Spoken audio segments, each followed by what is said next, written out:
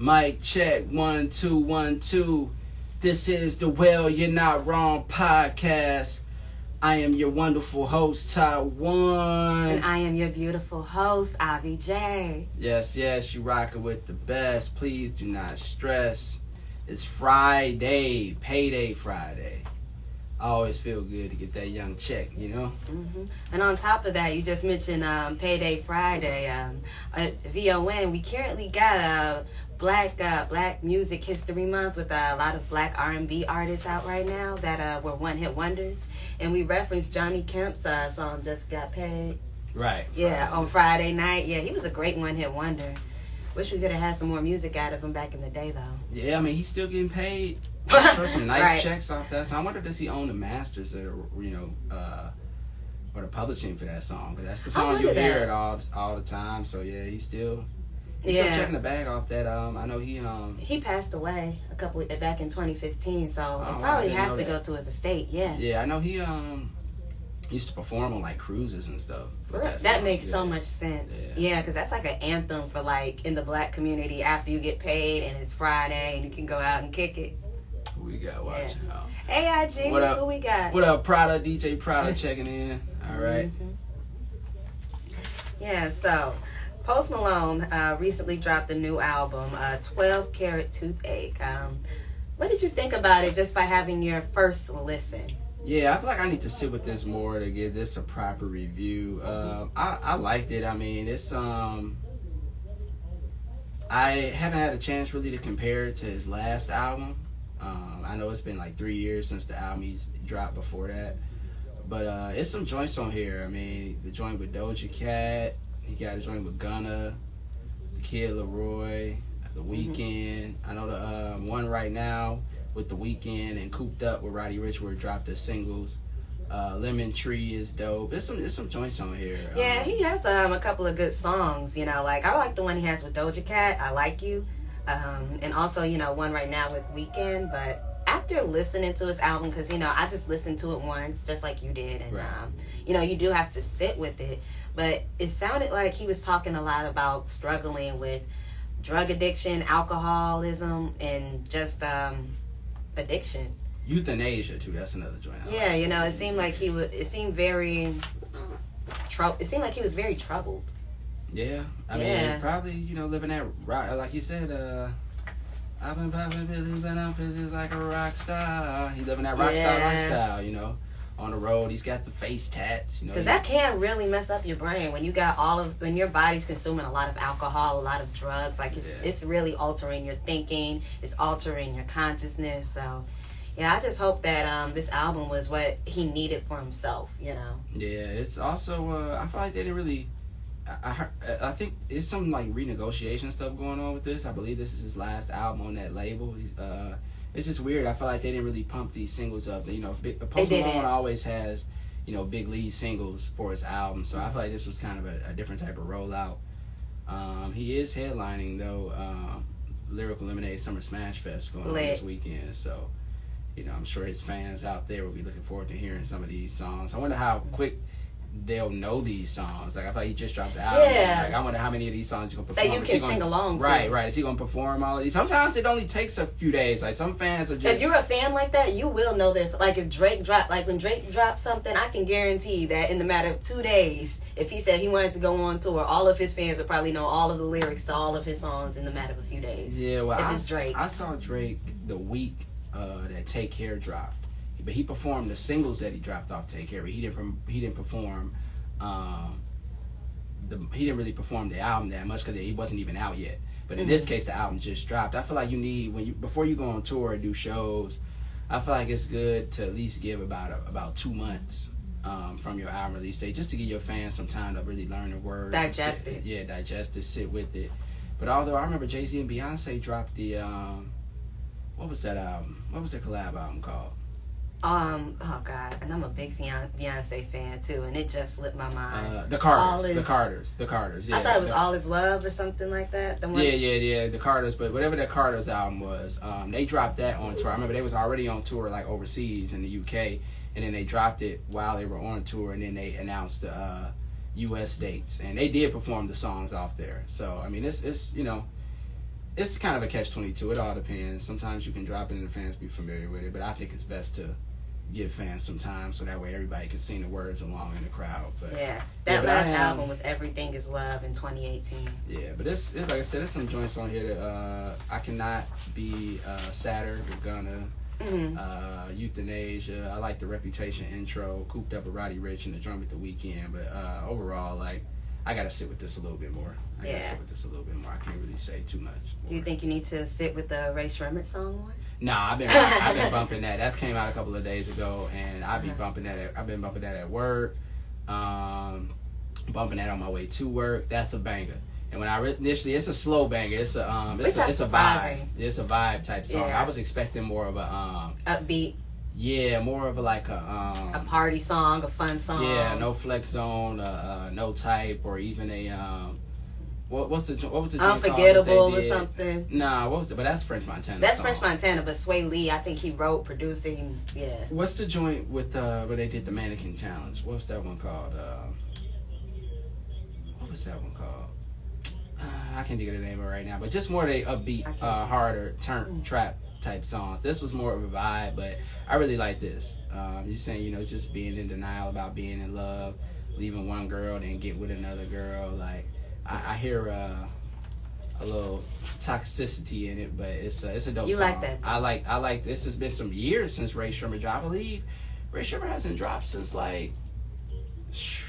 it's been about Sway Lee been working though. It's been about 3 years. I want to say it's been about 2019 when Shrimp Life 3 came out, 2018, 2019. So it's been a minute.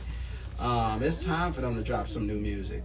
And they're great performers too. I've seen them on tour. I've seen them too. I saw them on tour with Nicki Minaj back in 2014, and I saw them. They were opening act for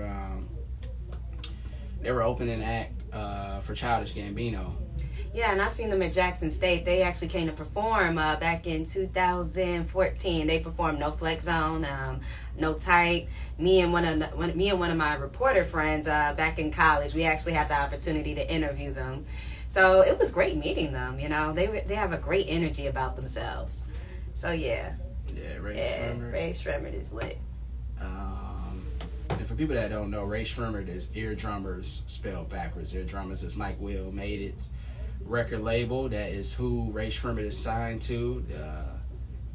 Man, they're really like they're a legendary group at this point. Black Beatles was the song I was referencing. I love that song. Yeah, that was the one they did. That's one of their greatest songs. That's like a banger type song. Or Throw Some More. Like, they got those upbeat songs. This isn't that type of vibe, but it fits. This Denial fits the same type of energy that was on Sway Lee's side of the Shrimp Life 3 album. The Shrimp Life 3 album. That fits. Yeah, it's been 4 years since it was 2018 they dropped it. So it's been 4 years. So it's definitely, they're well overdue. I remember they had called out Migos to do a versus. Really? Yeah. So who do you think would win between that? Honestly, would say Ray Shremmerd. I'm gonna say just because of how they produce. Because think about it, they also wrote Beyonce's song Formation. Yeah, it'd be a good matchup. I'm gonna say I probably like Ray Shremmerd more, but I mean Migos got some. They got some bangers. They do. I don't listen to the Migos like that, but like when I saw them on the Aubrey and the Three Migos tour, their stuff, like, they're one of those artists that I may not necessarily listen to their music that much on a regular, but just hearing it live and hearing it in the club is just it's banging, it's high energy.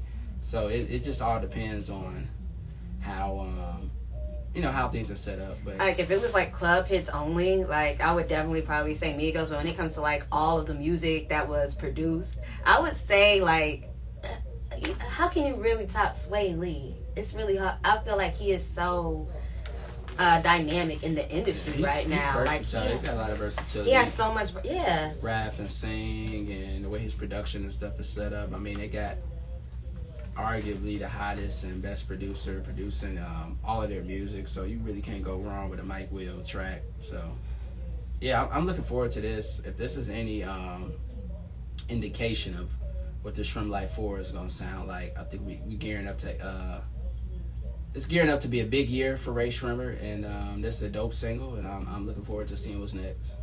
Definitely. Yeah. And happy belated birthday to Chicago's very own Kanye West on June 8th. You know, Okay. Kanye celebrated his birthday. Hip hop billionaire. And, you know, I hope he's healing from his recent breakup. It was just said on social media that him and his girlfriend of 5 months have recently broken up. So Yeah, I saw that. I hope that he's healing. I hope that he had a great day. You know, Chicago will always love and support him. He definitely is a trendsetter. And, yeah, shout out to Yeezy. And somebody else went through a big breakup. A major, super A-list couple went through a big They breakup. did. I got my thoughts on it, but you know. You know what? Let's hear your thoughts. Let's hear what Mamel's perspective. So Lori Harvey and Michael B. Jordan broke up. After what, 13 months? Yeah, after a year and a half. They calling it a pandemic love. Man. Can it really be a pandemic love if you're millionaires and you guys are in there living a life where it seems like the pandemic is rarely even influencing them? So let me just go through a little bit of Lori Harvey's dating history. Now, Lori Harvey is a beautiful woman. Beautiful. Michael B. Jordan has a dating history. Everybody on this planet Earth has a dating history, by the You way. can pull that up, but I'm going to start with Lori Harvey.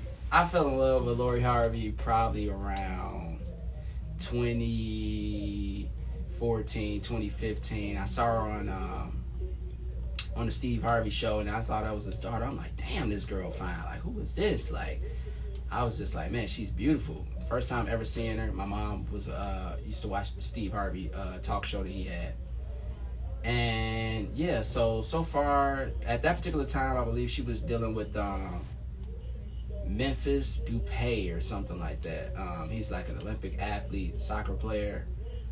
She was engaged to him. That didn't work out. That was around like 2017. Then in 2018, she moved on to Justin Combs, who was the son of Diddy. After Justin, she moved on to Trey Songz. So between 17 and 18, she went from the dude she was engaged with, the Memphis Depay dude, Diddy, Trey, and early 2019, she was linked to Justin's dad. She started dating Puff. She started messing with Puffy, and then she went around the Future. That's how we get the infamous line on the 42 Doug song, Maybach. It's like, tell Steve Harvey I don't wanna. It's like, so now we in 2020. She links to him.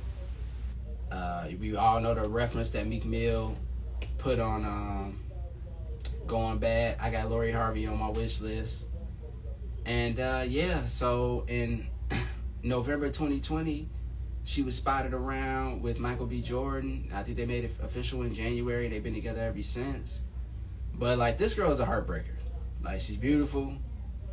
Lori Harvey is a 10 out of 10 5-star chick, but I just feel like she for the streets, man. She's set up to, you know, act like a lady, think like a man. She followed her father's book in the movie. She's been groomed for this. She's been trained for this.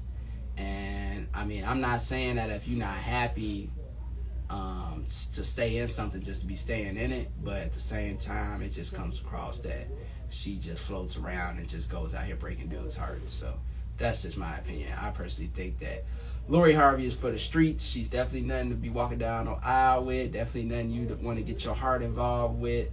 I feel like, you know, she's like a devil in a red dress. Like, she just look good. Basically, if you're a woman, she'll take your soul. She'll and snatch your you soul. end up, you know, having guys date you, and if you post it on social media, if you have more than one boyfriend, I guess that means you're for the streets. You know, I guess if all of our relationships have cameras on them, similar to Lori Harvey, you know, who knows if all of us would be qualified to other people. You know, like Michael B. Jordan has a dating history. I mean, everybody, you know, if you're not, you know... Who he been linked with? Okay, publicly? let's see. Who's he been linked with publicly? Because the thing is I remember a few years everybody ago, it was news saying, I remember he came out and said, like, he'd never had a serious girlfriend before. And people was like, dude, you're Michael B. Jordan. Like, what do you mean you never had a serious girlfriend? He never had nobody serious. You know, he's a childhood actor, teen actor. You know, I remember when he was on Hardball, and he was on All My Children, the soap opera. I ain't watch All My Children like that. I'm not into soaps, but my grandmother will watch it. So when I would come home from school, sometimes I'd be homesick, and she'll have it on. I watch it with her. But yeah, so he's been out in this entertainment business for like 20 years or 20 plus years at this point. So let me ask. So when it comes to our audience, I want everybody to think if somebody literally had a camera on your life from age 18 to current, seen everybody that you text, dated, probably just went out to eat with, had intimate relations with. Don't you think that we all would probably be considered undateable if everybody had cameras in our lives watching our every action, our every move, and people keeping count and people keeping score of everything that we're doing? I'm pretty sure all of us would be considered, you talk to too many people at once. Oh, you don't talk to enough people at once. Oh, you're staying in relationships that are way past their due date. Oh, you're dating people who aren't fit for you. Everybody would have a comment on everybody's dating life. I'm pretty sure people have a lot of comments on mine, Ties, or anybody that's listening. I feel like you could go about it in a more private way, though. Like, But that's like Beyonce. Like, Beyonce. Yeah, how many people have Beyonce been linked with? I mean, Beyonce was out here pre-social media, but, besides Jay-Z, who's she been linked to? Oh, yeah, they talked about how it was one of the DeBarge brothers that she was linked to, and one of their nephews that she was Janet. linked to. Janet was married to one of the DeBarge. She was, but that doesn't mean Beyonce didn't. It's not just one of them. Lori Harvey for the streets. If she for the streets, leave it So there. basically have one boyfriend and don't... All right, so basically don't wife a girl that's dated someone before you. No, that's not true. If she dated more than 3 like people. 6-7 relationships within the past 4 years. No, that wasn't 4 years. It was probably over the course of like 6 or 7 years. 2017. I just covered from 2017. She's been with these guys for at least about what? A year. So 5 years, 4-5 years. But yeah. I mean, she gets around. Lori Harvey's been trained. Like I said, she studied her father's book. She's I think she knows her worth, and if something's not fit, she's just going to leave. I mean, she has no children. She doesn't have anything really weighing her down. So I honestly think it's wise if you're dating and you're in your 20s or even 20s. Well, actually, forget the age. When it comes to your dating life, it's up to you on who you're going to be with. And I think everybody on this planet is worthy of being with somebody who's a good fit for them. And if you see someone is not a good fit for you and they're taking a toll on your mental, emotional, spiritual, any type of health that you have, I get it. Go ahead and leave. I mean, that goes for men as well. If a woman is being mentally abusive to you, if she's being financially abusive to you, emotionally abusive to you, I won't say, you should just stick around with her because, you have cameras on you, so stay with her for years. No, leave. Did you get see, a new girlfriend. Michael B. Jordan's face courtside game 2? At Warriors Boston game. For all we know, he probably had a bad day. He could have had a bad day. He could have ate something bad. Who knows? His stomach was messed up. I saw a babe. We have no idea. I saw a babe. It said women shooting they shot at he him. He ended up he went as far as to getting her father's mustache. Her father's mustache. I'm the one that sent that to you. What are you talking about? You did send it to me. I sent it to you. And there was a video of him. Let's show them. Pull it up. And there was a video of him rapping, right? I don't know if you listened to it. But people were saying that they understand why Lori Harvey probably lost interest in him. Where is this video? Let's show this meme. This meme, yeah. Let's see. Did I send? Oh, here we go. Yeah, show the people. He got the Steve Harvey mustache for. Still didn't work. Still wasn't enough. Ain't that crazy? It is. He got the smile and the pose going on too. Oh my God. Yeah. That is funny. Lori Harvey's dangerous, man. But I respect her pimping. I can't. She's just big pimping, baby. Just be careful with that. I wouldn't wife her, but that's just, if all these dudes couldn't hold her down. But we don't know how these guys treated her either, because at the end of the day, we don't know, like, the conversations her and these men held in private. Like, for all we know, she might have a great personality, or she just might be someone they view as a trophy. These guys might be great guys, or they might be abusive guys. We don't know these people personally to really say if these were, if these both were mutually a good fit. But one thing I'll say that's great is how she keeps a lot of people out of her personal business. You don't really see her talking too much about her dating life. I'm pretty sure Steve and his wife, Marjorie, if that's how you say her name. Marjorie. Marjorie. I'm pretty sure they might have people sign some like non-disclosure agreements to protect their daughter's reputation. Only time I really heard her talk was when she talked about her skincare line, when she talked about the way her skincare preparation, and when she did a short interview with her mother on dating about how her mother told her to always remember that she's the prize. You know, but outside of that, you know, you don't really hear much from her. You know, she might have a wonderful personality. She might have a very monotone. We don't know her, so. I've had enough of Lori Harvey. All right, I want to move on to something else. He ready to move on. You know, she'll have another 10 boyfriends by the end of the year. She'll probably end up marrying an oil tycoon or something like that. I don't know. I mean, she has the potential. Leave Lori Harvey alone. Nah, you just hate. He's hating. He's mad. You mad? I hit. Who said she let you hit? Okay. Who said you'd even get past 90 days to hit? Oh, that's the real question. Oh, ha. But anyway, also just to let everyone. Oh, one more thing. Beyonce is currently trending on the internet. The hashtag Beyonce is back is trending because she recently deleted all of her profile pictures, including her profile picture on YouTube, Facebook, Twitter, Instagram. So, do you think that might mean some new music is coming? I don't know. When did she drop that?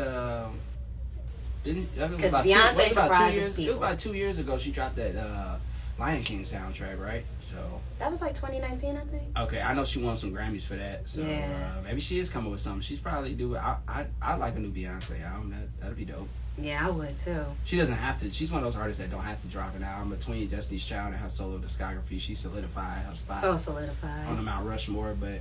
You know, some new Beyonce music while we back outside and stuff, 2022. Yes. That'd be dope. And also, there are some things going on in Chicago for all of our Chicago listeners. We have the Blues Fest this weekend going on at Millennium Park.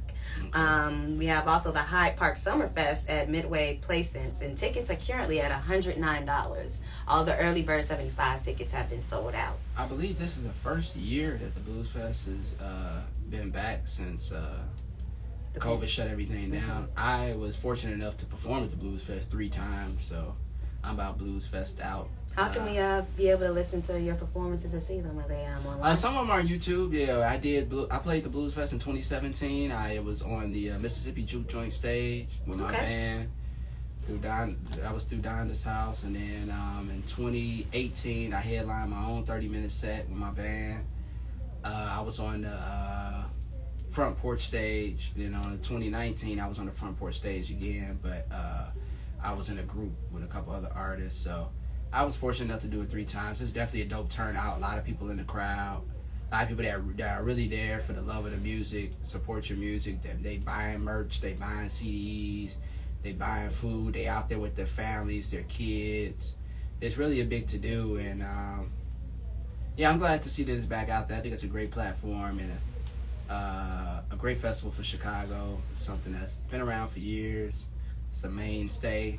It's dope. I'm glad it's back in the city. But that Hyde Park Summerfest, I had wanted to go. I tried to go about 3 years ago, and I couldn't find nowhere to park. I should have Ubered. It was just crazy, but it used to be free. But so I was like, all right, the next time they have it, I'm gonna just Uber down.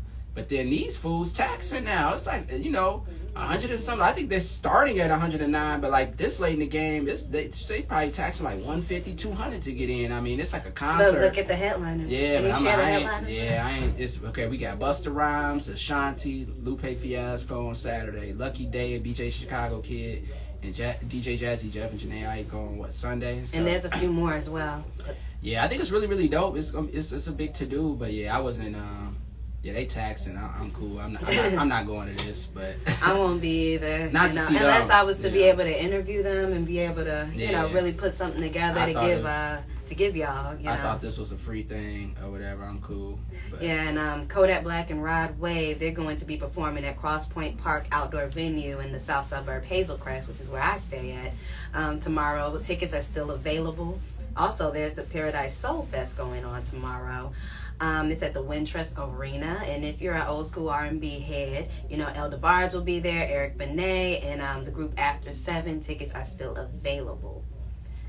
Let's see. We also have Mini Taste Chicago. That's an old head concert. That it is an old head. That's my mom's type of. But my mom likes Eric Benet. The 80s, the 90s, Yeah. R&B. And also we have Mini Taste of Chicago festivals going on. Mini Taste of Chicago. In the Austin neighborhood, the Pullman neighborhood, and the Little Village neighborhood. It's free admission for all of these events. You can cash or credit card is accepted by the food vendors. You don't have to worry about buying food tickets like how you do at the Taste of Chicago. So these neighborhoods, they're holding a couple of festivals. The Old Town Fair is also going to be going on this weekend as well. You think you might be checking any of these festivals out? Nah, I'm chilling. I'm be in the studio this weekend. I'm chilling.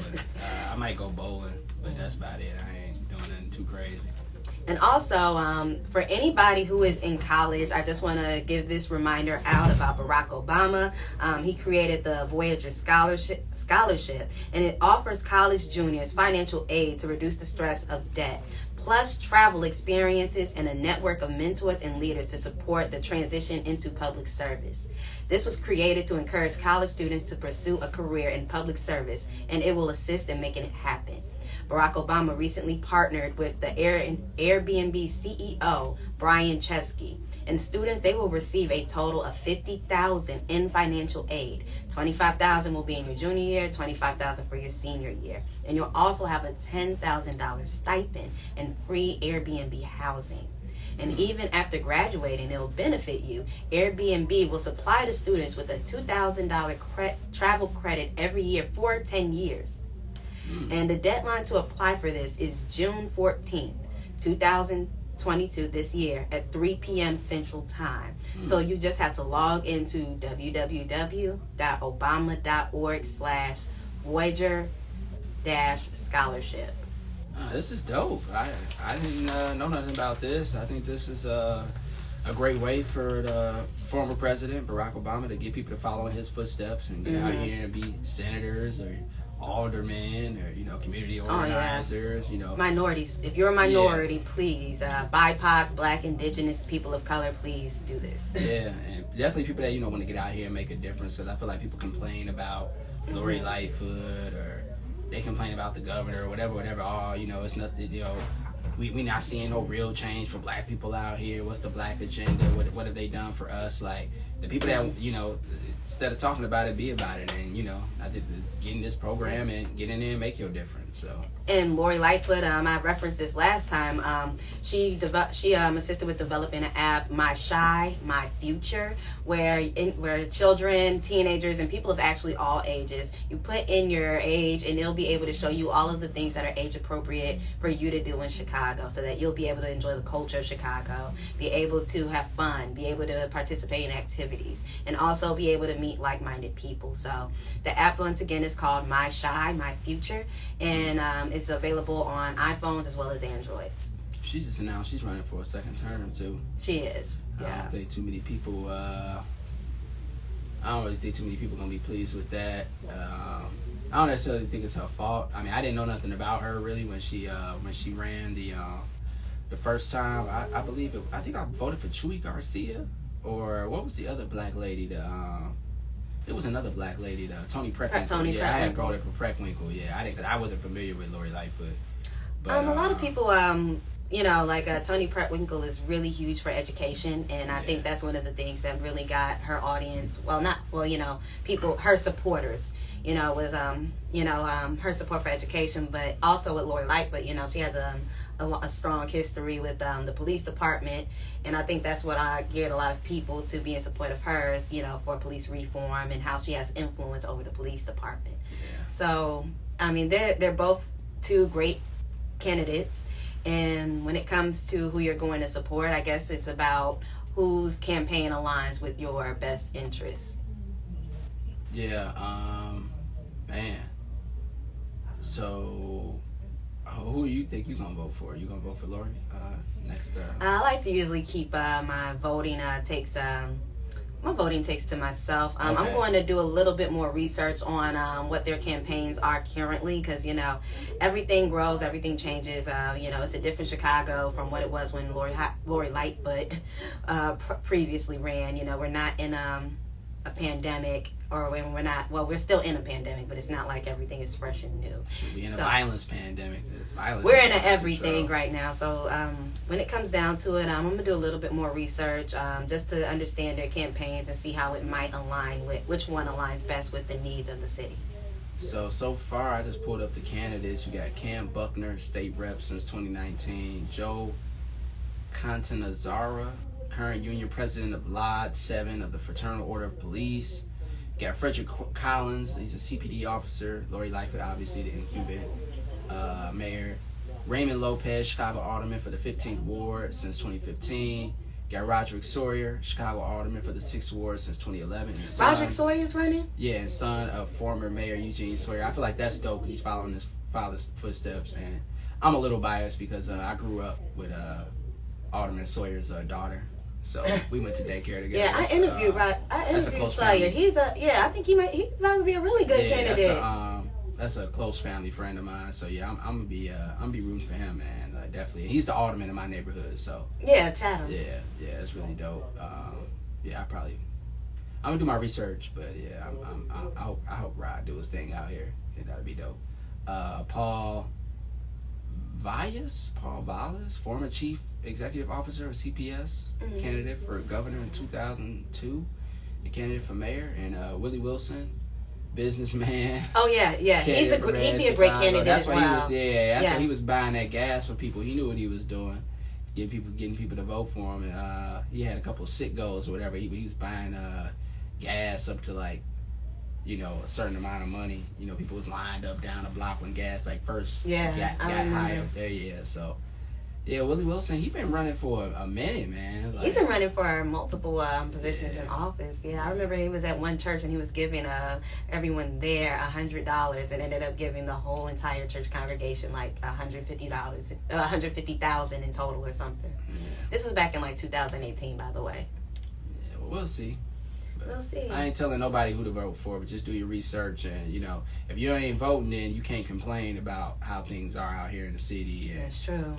That you feel like COVID ain't under control, if you feel like the violence ain't under control.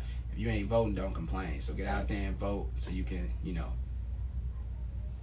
give your, that's your right that people fall for, especially as a black person. I feel like it's kind of a slap in the face to not vote. It's a slap in the face to your ancestors. They fought for that. They went through the civil rights movement just to give us the opportunity to vote. So get out there and take advantage of your rights and make the difference that you can.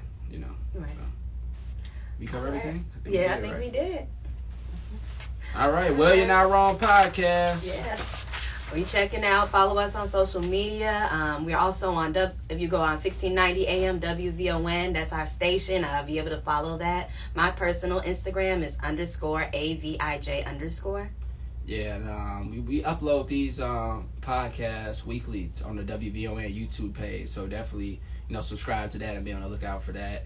Now I go by the name of Taiwan. And you can follow me on Instagram at Taiwan Official. That's at TYWON Official. Facebook and Twitter at Taiwan Official. My website, check out all my music and get some merch and find out what I be doing all on the music side is TaiwanMusic.com. We'll be back next week. See you later.